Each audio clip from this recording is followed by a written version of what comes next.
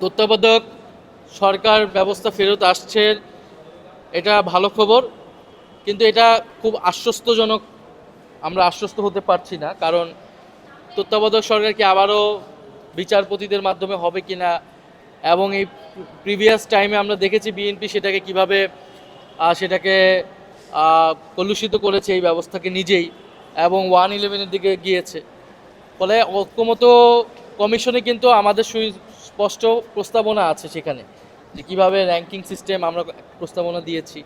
তখন কথা হয়েছিল যে সংসদে আলোচনা হয়ে ঠিক হবে।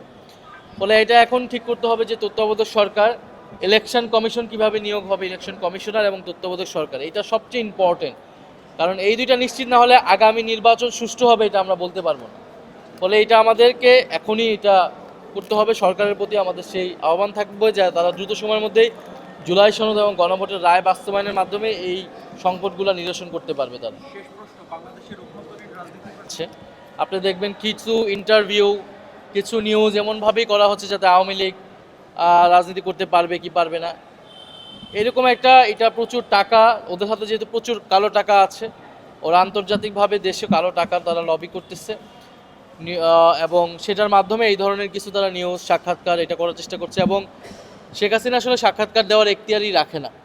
এটা আমাদের ভারতীয় দূতাবাসকে, দিল্লিকে এটা কঠোরভাবে বাংলাদেশ সরকারের বার্তা দেওয়া উচিত।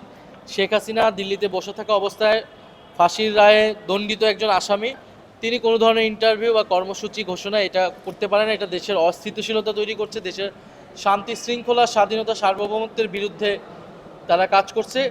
এটা কূটনৈতিকভাবে বাংলাদেশ সরকারের এটা আসলে দিল্লির সাথে কথা বলা উচিত।